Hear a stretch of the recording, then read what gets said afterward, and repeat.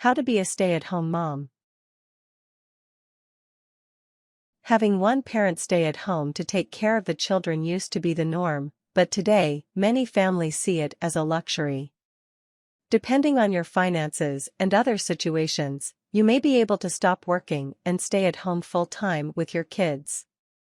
But staying at home all the time can be difficult, as it can be isolating, under-recognized, and professionally stifling. Learn how to take time for yourself, build your social network, and keep your professional life alive when staying at home with your kids.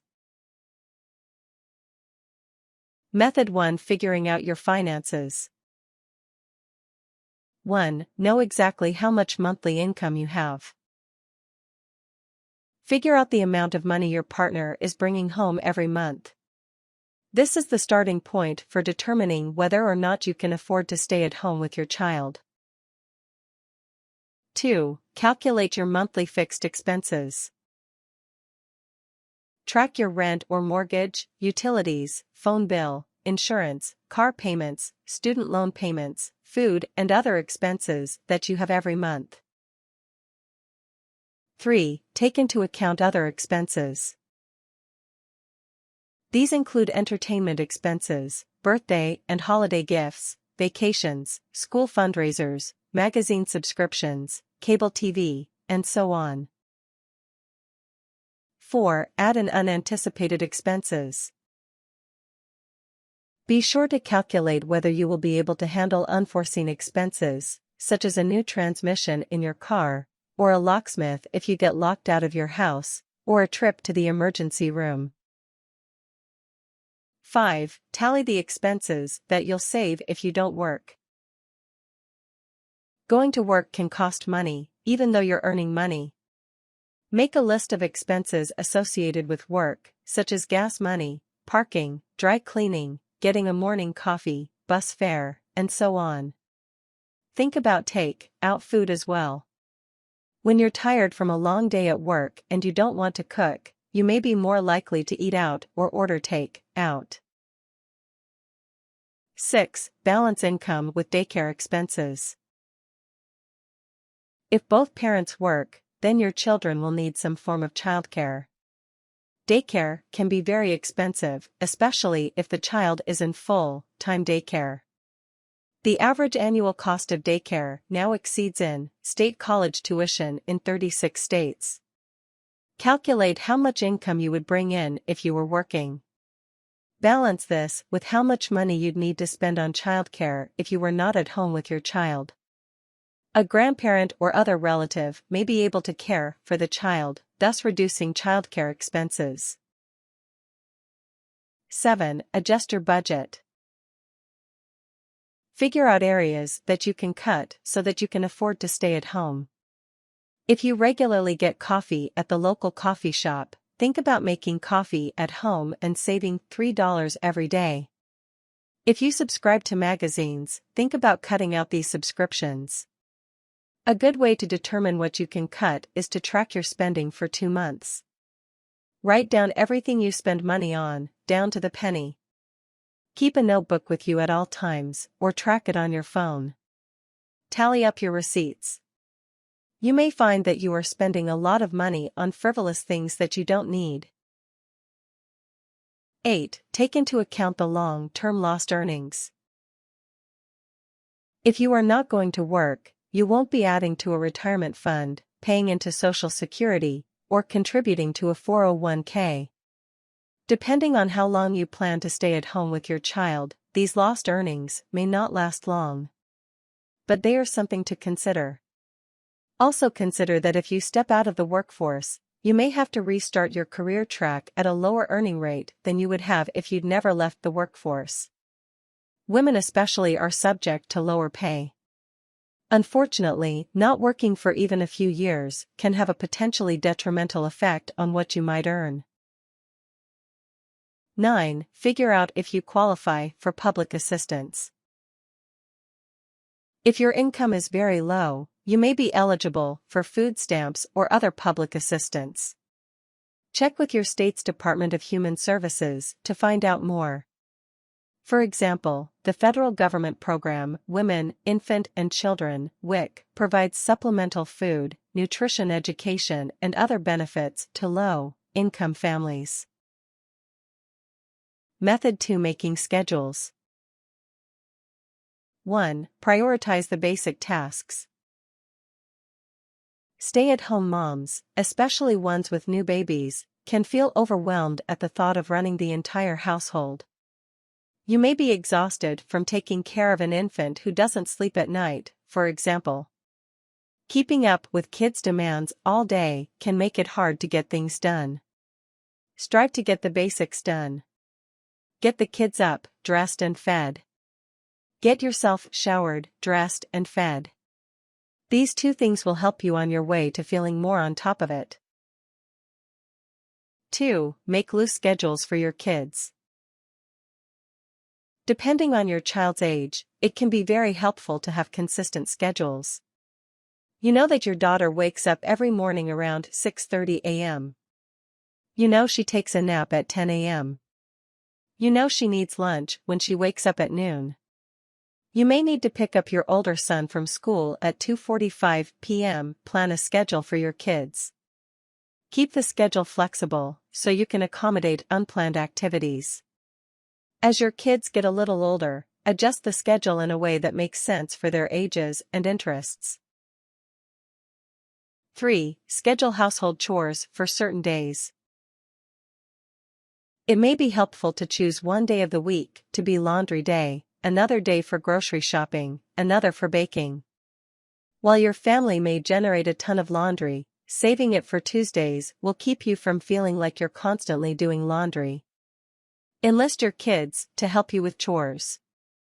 Preschoolers can help sort laundry, kindergartners can help unload the dishwasher, and older kids can make dinner once in a while. 4. Plan your meals. Make a meal menu for the week. This will help you in knowing what to buy at the grocery store. You can also plan meals around leftovers. For example, you can roast a chicken one night and use the bones for a chicken soup the next night. Method 3: Planning activities. 1. Schedule playdates with other kids. When you find other families with young children, schedule playdates. Invite the other parent and child to your house. Once you get to know each other, you might find yourself scheduling a weekly playdate. You might even be able to trade off childcare. 2. Take your kids on field trips. Visit local landmarks, parks, factories, and other places to enrich your children's education. This can be especially helpful in breaking up the day when you have small children at home. 3. Do arts and crafts projects. Give your kids a chance to get messy and creative. Plan arts and crafts projects that align with their interests. For example, if your child loves playing with Play-Doh, try making handmade ornaments out of salt dough. If your child loves drawing, practice making a storybook. Build up a cache of materials to use in arts and crafts projects. This might include toilet paper tubes and paper towel tubes, egg cartons, ribbons, string, cellophane, pipe cleaners, and so on. 4. Take regular trips to the library. Build library visits into your weekly schedule. This is a good opportunity to nurture a love for reading. Most libraries hold story times that are age-specific. These can be wonderful opportunities to meet other families. 5. Rotate toys in and out of use. If there are too many toys available, young kids may get overwhelmed with the choices. It can be hard to focus on one activity when there are 10 other possible activities in immediate view. Select some toys to remove from use and store them out of sight. Every few weeks, bring these toys back into circulation, removing and storing other toys. Method 4: Building your social network. 1. Join a mommy group. Lots of communities have mommy groups that hold regular get-togethers. Your children will be the same ages, and you can share advice and stories about raising your kids. You may be able to find a mommy group through your hospital or pediatrician, church, library, community organization, or local university. 2. Connect with other stay-at-home parents. Introduce yourself to parents at the park, playground, dance class, and soccer practice. In order to keep yourself from being isolated, you will need to find other parents with schedules like yours. You can still connect with your working friends, but they won't likely be available on weekday mornings. Having other stay-at-home parents in your circle of friends will help keep you in a social network. 3. Schedule playdates with other kids. When you find other families with young children, schedule playdates.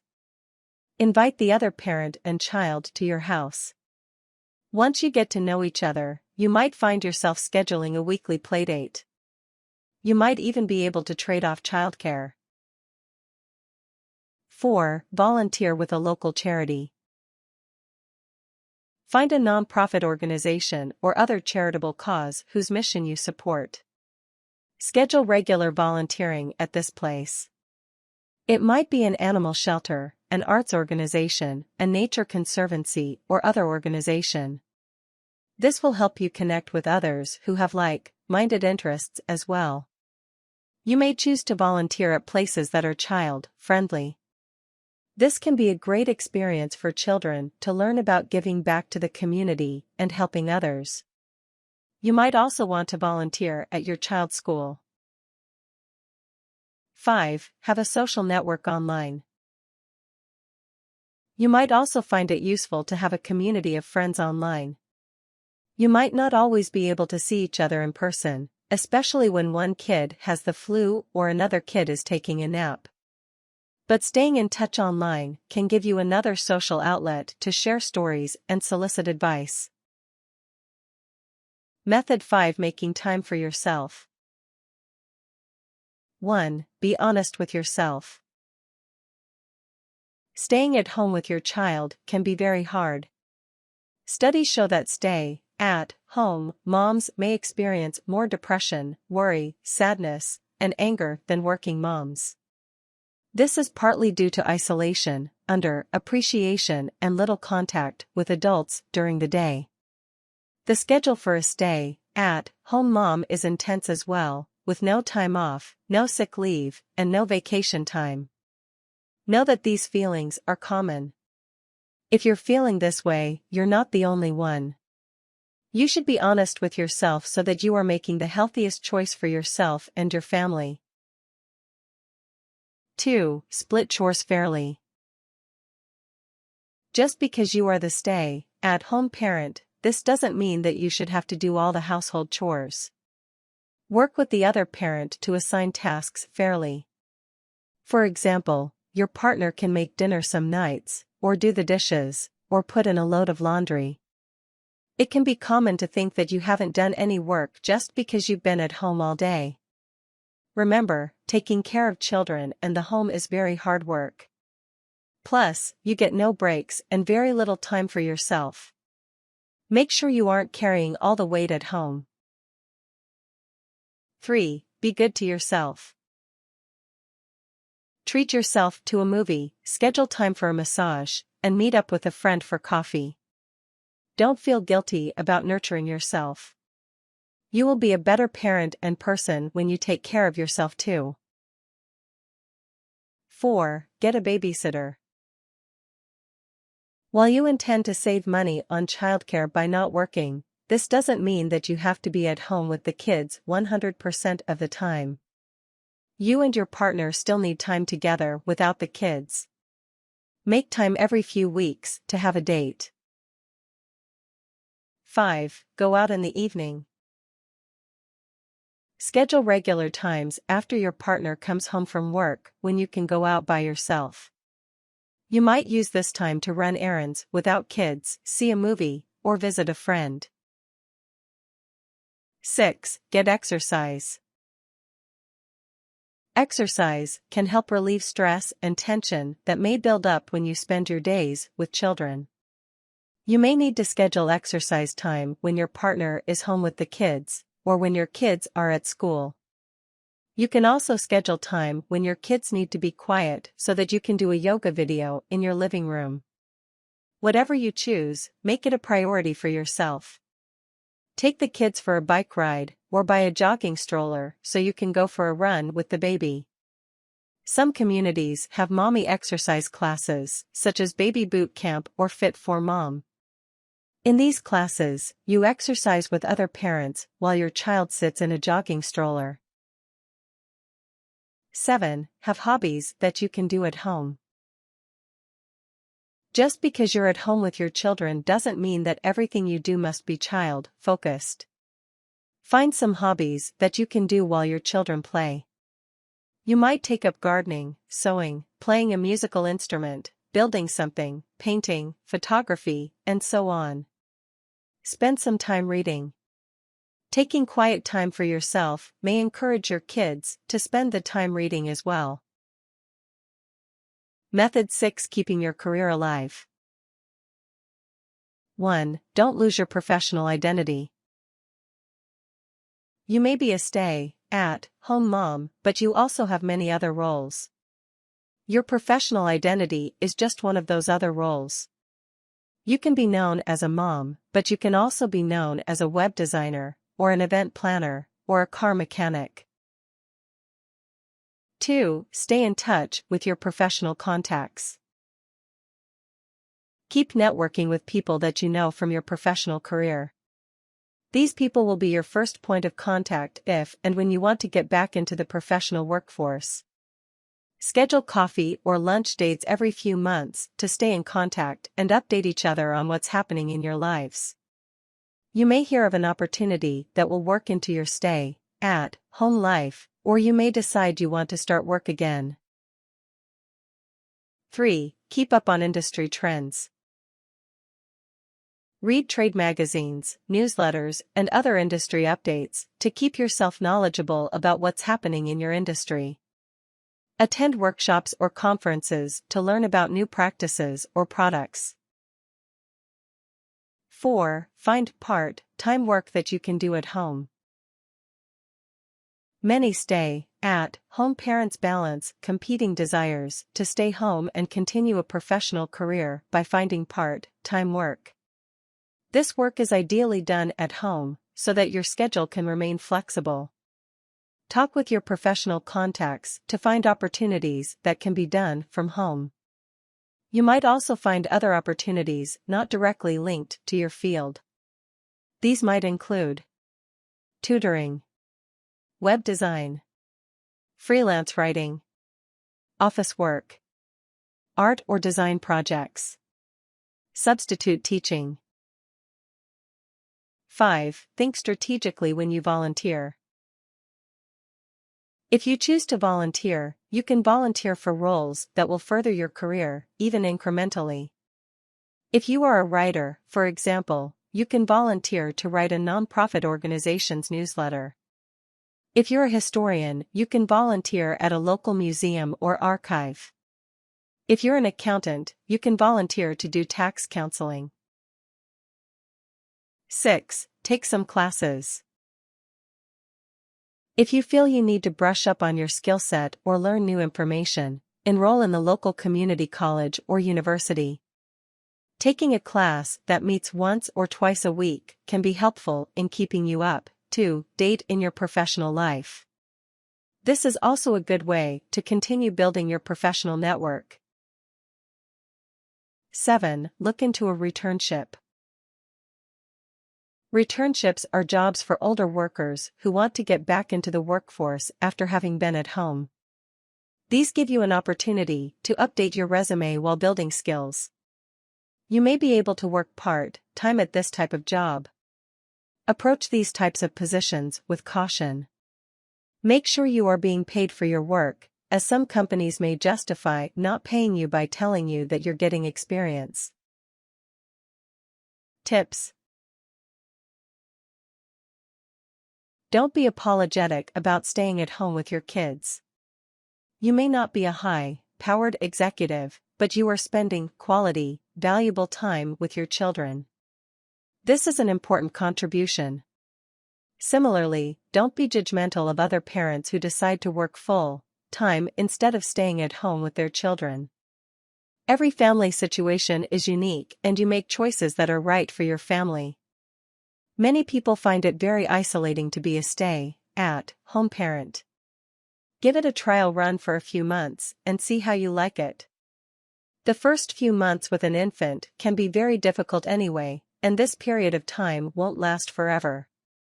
Being a stay-at-home mom can get more flexible as your children get older.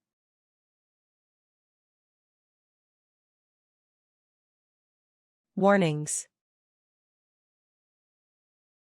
If you are feeling depressed or sad, you may be experiencing postpartum depression.